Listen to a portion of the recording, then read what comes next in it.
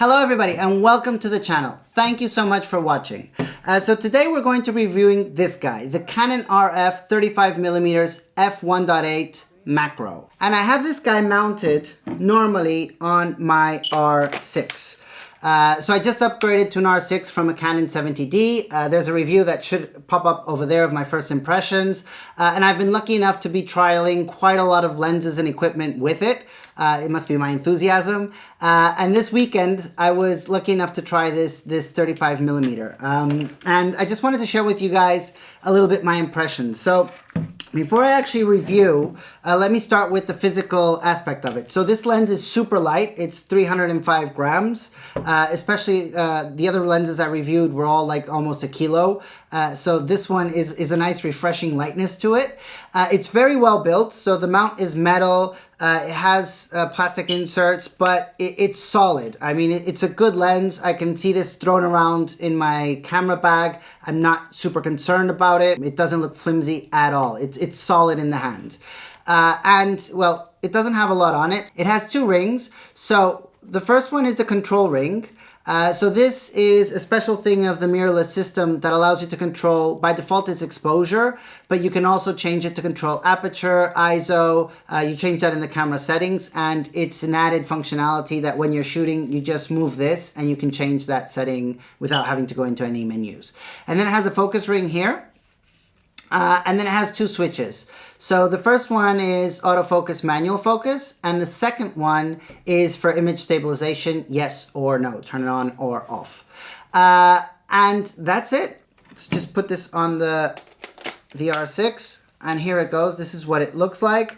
Just for you guys to have kind of a comparison, this is a 24-105 f4 RF lens, and you can see it next to this one. It's much bigger.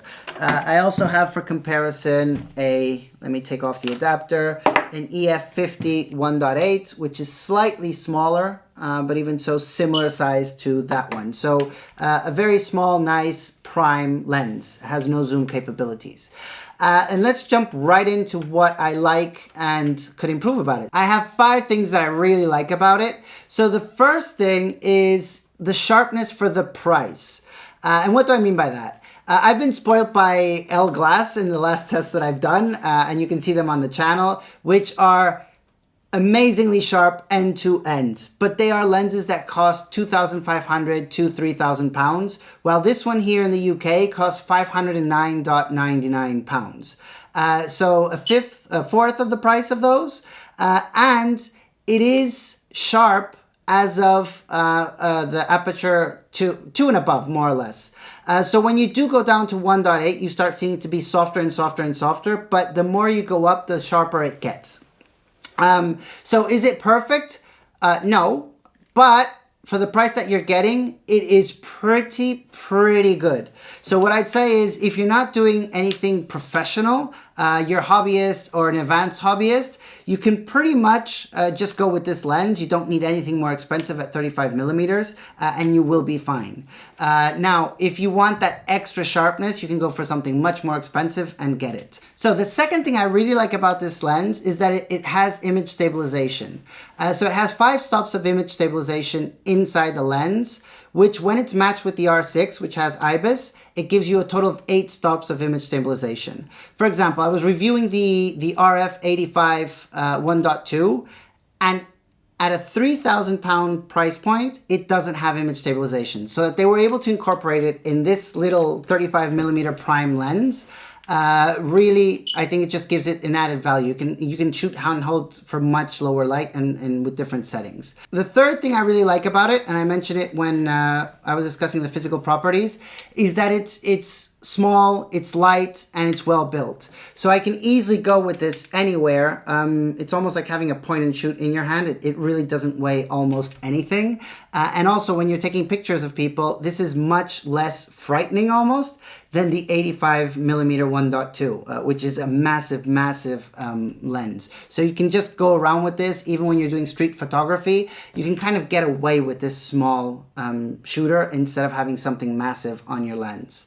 And And then the other thing I like about it is the focus system. So it's a silent focus, and when you're doing video, so I normally mount my microphone on the top of the lens. If it's a noisy autofocus system, I can hear it picked up by the microphone afterwards. So I can actually shoot with this, and it's pretty silent. So there we go. Those are the 5 things that I like about this camera. Number 5 is that it has macro capabilities.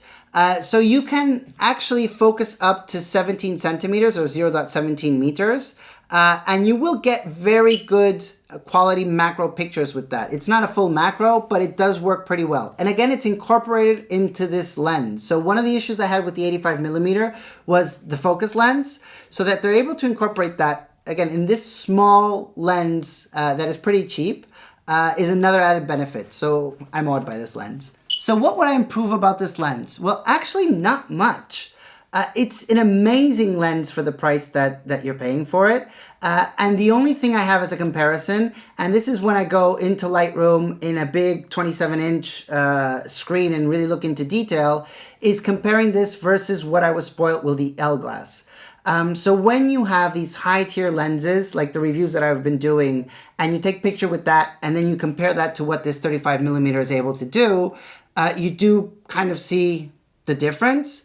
But if I would just have this 35mm and just have shot with this one, I would be like so happy with it without having that sharpness comparison. I absolutely love this lens. I mean, if I'm in the market for a 35mm lens, I would not hesitate 1 second to get this one. So there you go, guys. This is my review of the Canon RF 35mm F1.8.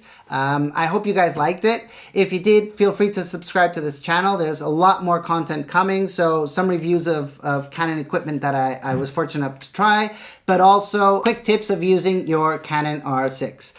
See you next time, guys. Bye.